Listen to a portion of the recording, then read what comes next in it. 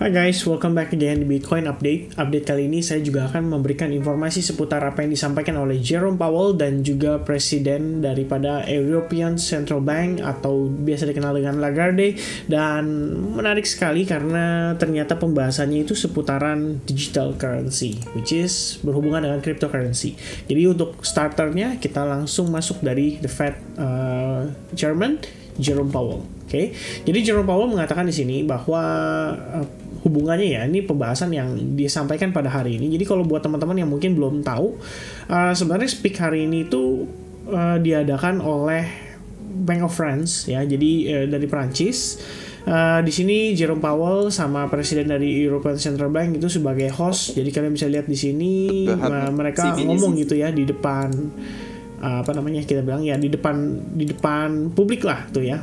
Jadi ini Jerome Powell, kemudian di sini ada European Central Bank Chief yaitu Christine Lagarde. Dari yang disampaikan ternyata pembahasannya itu adalah seputaran CBDC dan sektor decentralized finance atau DeFi. Jadi menurut pandangan daripada mereka berdua yang dipertanyakan adalah gimana nih masa depannya ya. Sebenarnya ada beberapa hal yang saya ingin garis bawahi, tapi mungkin kita start dari Jerome Powell dulu ya.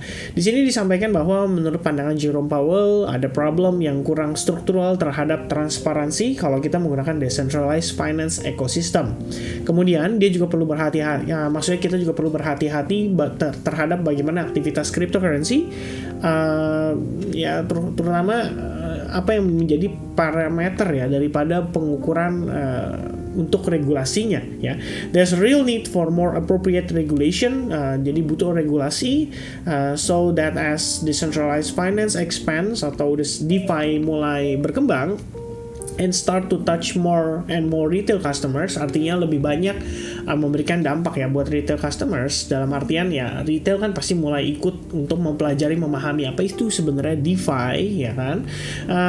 Mereka perlu pemahaman soal resiko dan regulation, dan ini kalimat pamungkasnya kalau menurut pandangan saya, dimana kalau dia menyampaikan hal ini itu artinya The Fed merasa bahwa kita tuh harus mengambil peran gitu ya. Jadi The Fed itu harus mengambil peran, dan perannya itu apa ya, berarti berhubungan dengan bagaimana soal regulasi CBDC atau digital asset ke depannya, terutama cryptocurrency.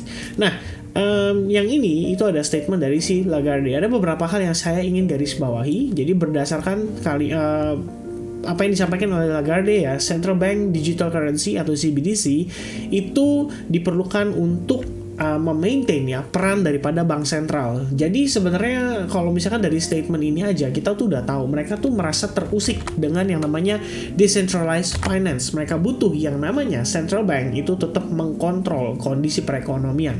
Jadi menurut pandangannya si Christine Lagarde di sini ada beberapa yang disampaikan. Di sini dia menarik hubungan juga ya. Jadi lagi-lagi Do Kwon itu menjadi problem juga untuk kita semua, karena dengan apa yang dilakukan oleh Do Kwon itu menunjukkan bahwa kriminalitas di cryptocurrency itu masih besar dan masih possible untuk terjadi. Kemudian berdasarkan pernyataan dari Lagarde di sini sekitar 10-15% orang Eropa dan Amerika itu sudah berinvestasi di cryptocurrency sejak tahun 2021 ya. Dan regulators, consumer protection agencies and financial supervisors have now become attentive to crypto development as the industry demands regulation. Jadi memang kita udah tahu belakangan ini kita tuh selalu ngebahas tentang regulasi ya, terutama Amerika itu selalu ngebahas tentang gimana regulasi market crypto, gimana regulasi cryptocurrency, Bitcoin dan kawan-kawannya. Alhasil jadi pertanyaan bagi kita semua sampai dengan saat ini, karena memang menurut saya secara struktur ini kan nggak dibangun dari akar ya, tapi istilahnya sudah ada dulu, baru kemudian sudah terbentuk pasarnya, dan akhirnya mereka baru istilahnya diharuskan untuk membuat regulasinya. Dan permasalahannya adalah harusnya nggak semua company itu bisa obey itu artinya bisa nurut sama regulasi yang dibentuk. Jadi seharusnya kan butuh pandangan dan juga butuh peran aktif lah ya dari para pelaku pasar cryptocurrency. Dan tentu saja mereka menurut saya akan dengan senang hati. Jadi let's say Charles Hoskinson misalnya diundang, kemudian CZ atau Changpeng Zhao diundang, ada mungkin MicroStrategy di si Michael Saylor dan lain sebagainya. Mungkin mereka diundang untuk memberikan pandangan ya, seperti Charles Hoskinson waktu lalu sudah pernah memberikan pandangannya terhadap market crypto. So, itu sebetulnya menurut saya penting. Nah, tapi kalau di sini dari statementnya Christine, di sini menyatakan seakan-akan mereka itu hendak memerangi yang namanya cryptocurrency atau digital asset ya. Jadi dia merasa bahwa sudah bertahun-tahun perannya bank sentral itu sebagai pivot atau sebagai anchor-nya dari financial market, dan alhasil dia merasa bahwa yang namanya CBDC itu tetap harus menjadi salah satu kalau kita bisa dibilang ya, CBDC itu adalah salah satu cara bagaimana central bank itu tetap bisa mengkontrol monetary policy secara keseluruhan. Jadi mereka nggak suka yang namanya private banking. Private banking itu seperti ya kita transaksi Bitcoin dan lain sebagainya. Istilahnya central bank itu nggak dapat bagian guys ya, nggak dapat cuan nih, nggak dapat komisi lah dari transaksi yang biasa kita lakukan. Dan menariknya Lagarde juga menambahkan bahwa saat ini negara-negara seperti Swedia, kemudian Austria itu sudah tidak menggunakan cash lagi. Bahkan di Austria cash payment itu saya baru tahu nih teman-teman ya, kalau di atas 10.000 euro itu udah nggak boleh pakai cash, jadi harus pakai digital money, mungkin OVO, mungkin GoPay ya, kita nggak tahu teman-teman ya, apakah ada di sana ya kan, istilahnya kayak Uber Pay maybe ya kan, itu juga bisa, atau Apple Pay ya, lebih kurang seperti itu. Alright guys, jadi itu adalah dua statement ya dari dua orang luar biasa yang bisa menggerakkan kondisi pasar. Dan tentu saja dengan statement ini kita melihat ya bahwa central bank itu berusaha untuk memerangi cryptocurrency, dan dari situ, dari statement ini disebutkan, dimention. Jadi kalau kalian lihat ini, kalau kalian nonton ini 4 jam guys ya. Jadi mereka tuh speech 4 jam ya. Ngomong 4 jam sebagai panelis, dan luar biasa sekali.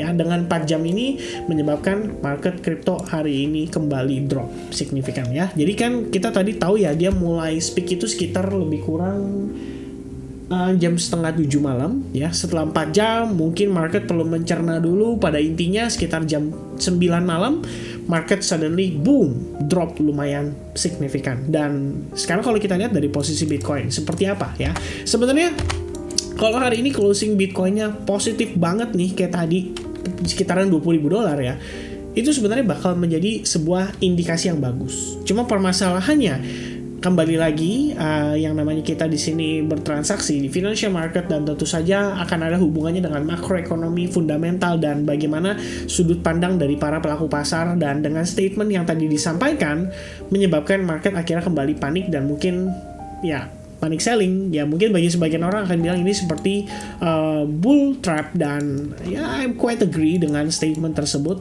Jadi bagaimana kondisi Bitcoin? Yang penting kalau menurut pandangan saya, at least dalam beberapa hari ke depan menjelang penutupan September, Bitcoin yang penting jangan sampai breakdown deh dari kisaran 18.500 dan closing di bawah level tersebut. Itu menurut saya adalah area critical. Karena kalau misalkan hal itu terjadi, big possibility kita membuka peluang untuk Bitcoin drop hingga $17.600, dan itu yang perlu diperhatikan.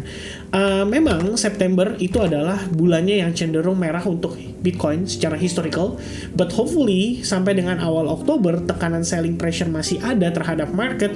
Mudah-mudahan selling pressure-nya itu nggak separah sebelum-sebelumnya.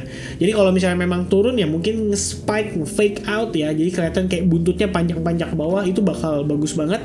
Karena berbicara soal Oktober, kita tahu pertengahan Oktober itu sebenarnya Oktober ya adalah bulannya hijau biasanya buat stock market ataupun buat cryptocurrency, dan November sekali lagi kita punya midterm election, dan ada possibility market bisa didandanin sama para pemimpin seperti the Fed dan lain-lain gitu ya. Jadi di luar dari statement-statement yang tadi, mungkin ini bisa menjadi sebuah potensi untuk mengangkat market crypto. Setidaknya kita nggak berbicara dia back to bull run, totally bull run.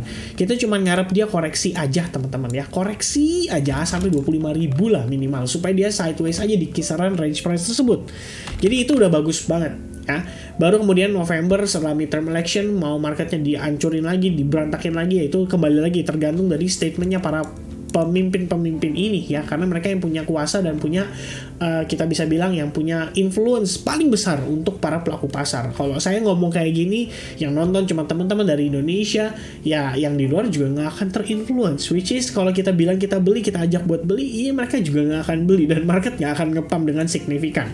Nah, tambahan terakhir untuk time frame hourly-nya sedikit yang saya pandang ya, yang saya pantau. Jadi kalau teman-teman mungkin ada following Instagram saya terakhir, saya sempat sampaikan juga di sebuah story di mana level ini itu sebenarnya merupakan key level, major level, resistance level untuk si Bitcoin. Dan ternyata ya setelah dia testing level tersebut didukung dengan kondisi statement yang disampaikan oleh Lagarde, Christine dan juga si Jerome Powell menyebabkan market dump lumayan signifikan. Nah, sebetulnya kalau kita lihat-lihat ini lumayan mengerikan ya, akan tetapi kita masih memiliki sebuah trend line di sini ya. Trend line yang kalau misalkan kalian gunakan chart line, kalian bisa lihat trend line ini sebetulnya masih berfungsi dengan baik sebagai potential area supportnya. Jadi kalau misalkan let's say Bitcoin somehow time frame hourly-nya 4 jam 1 jam masih bisa bertahan di atas level $18.800, ini masih menjadi sebuah indikasi yang cukup positif. Mudah-mudahan statement yang disampaikan oleh mereka ini sifatnya hanya temporary, tapi perlu di-note kembali bahwa besok Lagarde Christine akan speak lagi pada jam 2 siang, kemudian akan dilanjut dengan Jerome Powell juga di jam 9 malam. Jadi minggu ini adalah pekan tendangan bertubi-tubi ya dari para pelaku pasar terhadap market, dan hopefully somehow cryptocurrency, Bitcoin dan altcoin itu bisa bertahan. Mudah-mudahan, kita nggak ada yang tahu apa yang akan disampaikan oleh mereka besok. Mudah-mudahan tidak terlalu tajam seperti hari ini, dan let's hope Bitcoin and kawan-kawan bisa bertahan somehow di atas area ini. Alright, so itu aja mungkin sedikit update atau sharing yang saya bisa berikan pada hari ini terkait dengan statement dari para pemimpin ini. Mudah-mudahan teman-teman bisa mendapatkan insight, mudah-mudahan teman-teman bisa mendapatkan informasi yang dibutuhkan, dan thank you so much for watching. I hope you guys enjoy the content, dan sampai ketemu lagi di update berikutnya. God bless everyone, and I'll see you guys again in the next update. Cheers guys, bye-bye.